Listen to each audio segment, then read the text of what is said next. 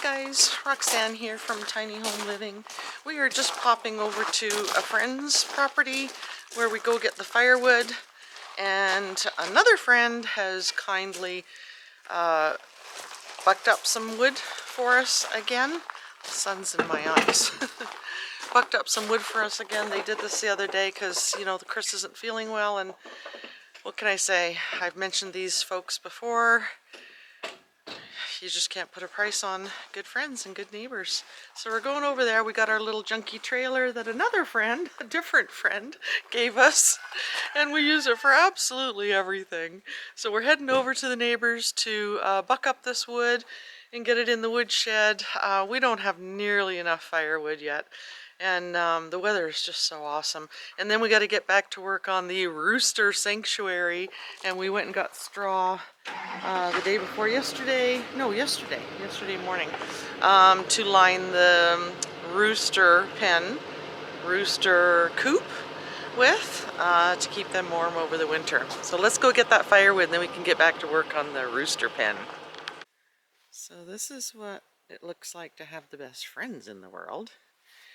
I joke constantly about our commune and our tribe. So one person owns the land. There's 320 acres of endless deadfall. This is all deadfall. Another friend over that way bucked it up for us because they have a quad to drag it out of the woods. Another friend gave us the trailer.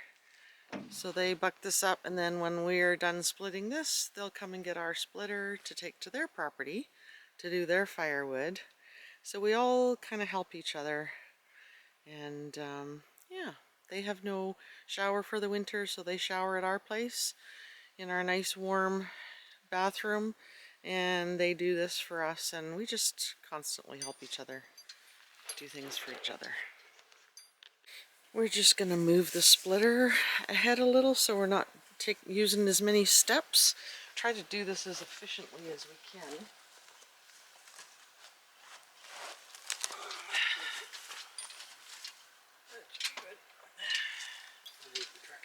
So then Chris is going to move the trailer ahead so that it's right beside the splitter. So he's basically here throwing it on the splitter, I'm throwing it in the trailer, and it makes it really quick and really efficient. I'm all about the efficiency. There, perfect. So we just leave the splitter here at our friend that owns the property, and then they can use it when they need it. Our other friends can use it when they need it, and then we drag it over here to this burn pile when we need it. So that way everybody benefits. Starting it sometimes is a little rough.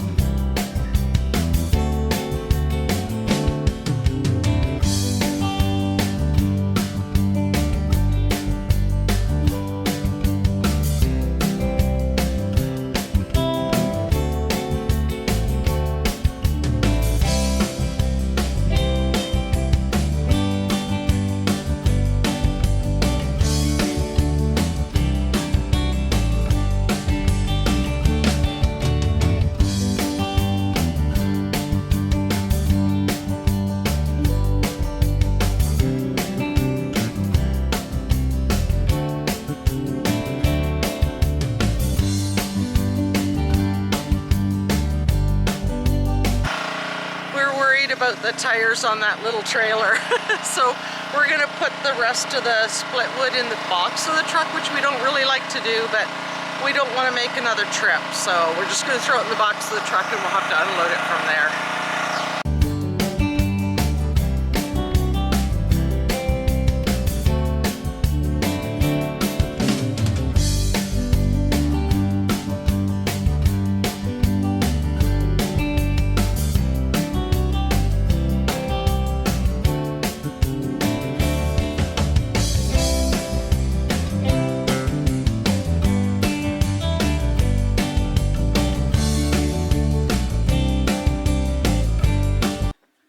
as usual, I didn't think to see what time it was, but I know this didn't take us an hour.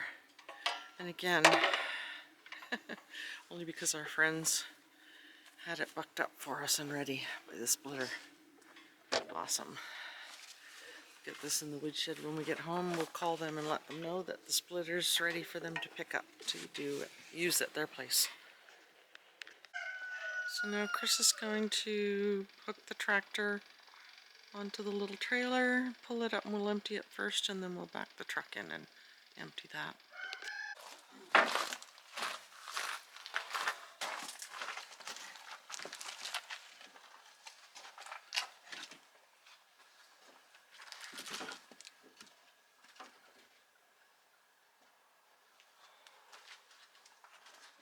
So we dragged an old skid in here, and problem now is there's no vertical here to keep the wood from falling against the steel, so Chris is going to go get a scrap and run it between that 2x6 and the one down there, so it's vertical to hold all this stuff in. So while we're, my goodness, I can't even speak, while we were looking for something to put here, we had this skid laying over by the steel roofing. So we just stood it up. It's almost the perfect height. Chris is just going to put a couple of screws in there to hold it in place. That'll hold, you know, probably 3 rows from hitting against the steel there, and then we'll probably just, we've got lots of short pieces there, we just didn't have anything the full height, so this skid worked out perfectly, especially these ones that they're pretty close together, unlike these ones that your feet fall through. So we've got lots of short pieces to put in between there and there. So Chris found a couple of old pieces of 1x4 strapping to go on the other side. Just going to screw that in place, and then we can go back to stacking this stuff. Okay, we got this turned around, get the rest of this unloaded, and then we have to get the truck unloaded because I have to go to town tomorrow.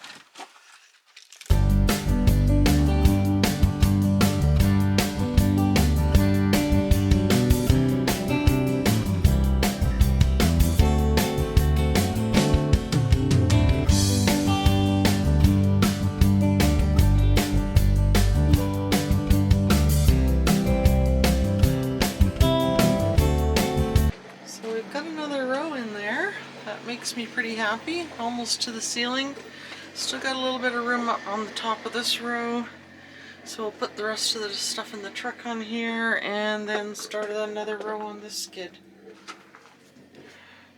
This shed, I was worried it wasn't going to hold enough wood, but it's, I don't know how many cord this would be. I think probably 1 row is maybe a face cord, but I'm not really sure. I always forget the measurements. I can't remember how many rows deep we are here now. I think there's 4 rows deep on this side, 2 on this side, and we still, you know, we still got room for a few more rows.